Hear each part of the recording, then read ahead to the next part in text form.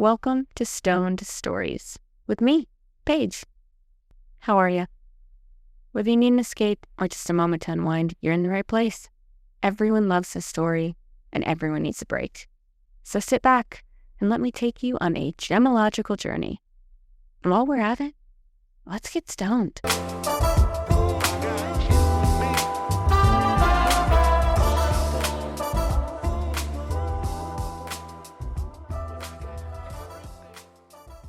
What if I told you one of America's most famous gemstones isn't really a gemstone at all? It's an ocean frozen in stone, a fossil that's older than dinosaurs, carried hundreds of miles by glaciers, polished by an ice age, and today, people walk right past it on the beaches of Michigan without even realizing they're holding an entire prehistoric ecosystem in the palm of their hand. This is the story of the Petoskey Stone. Today, when you picture the state of Michigan, you probably imagine pine forests, the Great Lakes, maybe snow. But rewind the Earth about 350 million years, and you'd need sunscreen instead of a winter coat. Michigan wasn't anywhere close to what it is today. It sat near the equator beneath a warm tropical sea. No mammals, no birds, no flowering plants, just shallow blue water filled with fish unlike anything alive today. And enormous coral reefs. These weren't the colorful reefs you snorkel over in Hawaii.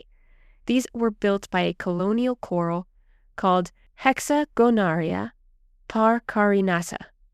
Thousands of tiny animals lived together in enormous colonies. Each individual polyp built itself a tiny limestone home. Imagine an apartment complex, except every apartment was built by its resident, and every resident was a tiny coral animal. 350 million years later, every one of those little apartments is still visible today. We see it in the hexagonal pattern in the Petoskey Stone. Those beautiful honeycomb shapes, every hexagon was once one living coral polyp. The tiny dark dot in the middle, that's where the mouth used to be. And those faint little lines stretching outward, its feeding tentacles. You're literally looking at the blueprint of an animal that lived hundreds of millions of years ago. And once you recognize that hexagon pattern, you'll start seeing it everywhere. Fossil corals with nearly identical honeycomb designs have been discovered across the world, from Michigan to Indonesia. Different oceans, different species, but the same story. Tiny animals building cities, hundreds of millions of years before humans ever existed. The reef eventually died, and later, after layer of sediment buried it. Minerals slowly replaced the original skeleton. Most of that replacement happened with calcite, turning something alive into stone.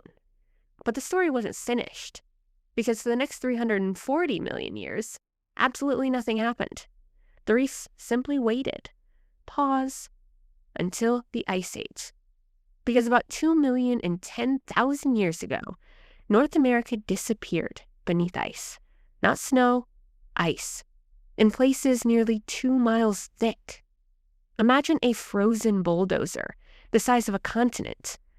The glaciers carved out the basins that would become the Great Lakes. But while they were digging, they were also ripping apart those ancient coral reefs buried below. The glaciers became Earth's largest rock tumbler. As billions of pounds of ice slowly crawled south from Canada, chunks of fossil coral smashed together. Edges rounded off, corners disappeared.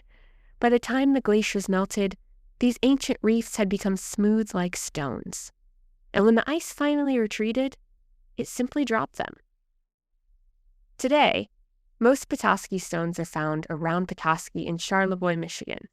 Every storm still uncovers more. Every wave still moves them. Some have wandered into Indiana, Illinois, Iowa, New York, even Canada. Similar fossil corals exist in Germany, England, Indonesia, and parts of Asia. In fact, polished fossil corals with the same beautiful honeycomb pattern are mined and exported from Indonesia, where they're often sold as decorative stones and jewelry. But here's the interesting part. Even though those Indonesian fossils are roughly the same incredible age, dating back to the Devonian period. They aren't actually the same coral. Michigan's Petoskey stone comes almost entirely from one species, that Hexagonaria percarinata. Indonesian material is usually made up of an entirely different coral group, like rugose or tubulate corals. These corals, along with deposits in Utah and Florida, can date back to 500 million years old. So while they might look like distant cousins, a true Petoskey stone is uniquely Michigan. And collectors almost universally reserve the name Petoskey for Michigan's famous fossil coral. If you ever decide to hunt one yourself, don't immediately look at the beaches. Check riverbeds, gravel deposits, exposed limestone, and here's the trick. When they're dry, they're honestly kind of ugly. They look like ordinary gray limestone. But splash a little water on one or polish it, and suddenly an entire coral colony appears. It's funny. Almost every civilization that ever encountered coral decided it couldn't just be, well, coral. It had to come from somewhere magical. Ancient Greeks believed coral was born from one of mythology's bloodiest moments. When Perseus defeated Medusa, her blood spilled into the sea where those drops touched the ocean. They hardened into coral. Beauty born from tragedy, life created from death, then connect back. And honestly, for a fossil that spent hundreds of millions of years turning from animal into stone, it's a surprisingly fitting story.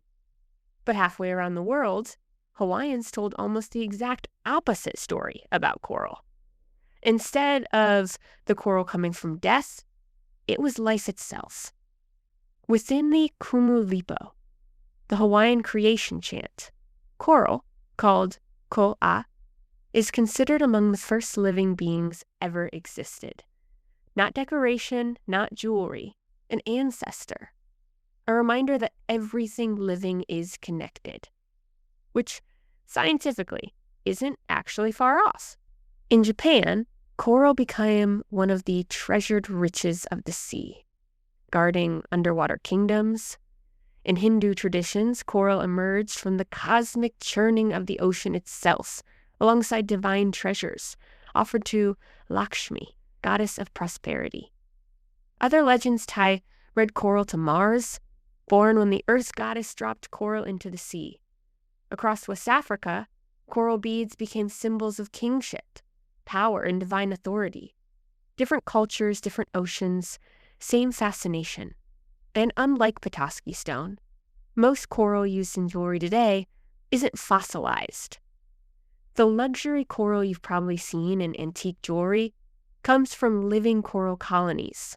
The most famous is oxblood coral, a deep, natural red harvested historically from the Mediterranean and Japan. Exceptional material, can sell for well over $2,000 per gram. That rarity has created another problem: fakes. Because genuine untreated red coral is so valuable. The market is full of imitations: dyed bamboo coral, dyed bone, colored glass, even resin, are all commonly sold to resemble precious coral.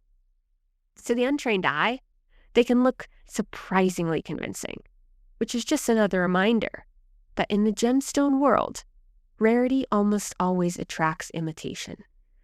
Japan is also famous for angel skin coral, a soft blush pink that's almost impossible to imitate naturally. But unlike diamonds or sapphires, coral is alive, or at least it was recently. It grows incredibly slowly. Because of over-harvesting and strict environmental protections, many jewelers now avoid newly harvested coral altogether, instead working with antique pieces or estate jewelry. Petoskey stone asks for something very different. No reefs have to be harvested. No living coral has to be disturbed.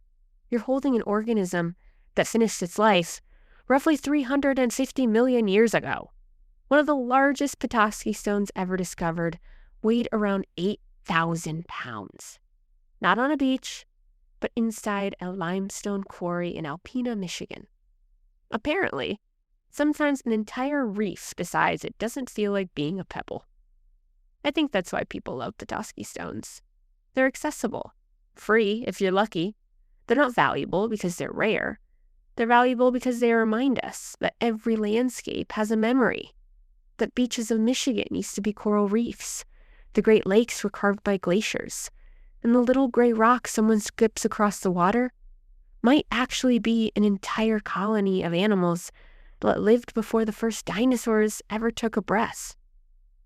And that small nook in northern United States, Michigan, that specific state sitting on top of an ancient coral reef, was forgotten and today still being found. It leaves me, and I hope you as well, a subtle reminder that the oldest stories on Earth aren't written in books. They're written in stone. Well, that concludes today's stone story. Thanks for hanging in with me, and I hope you join next week. Next episode is sure to be a gem.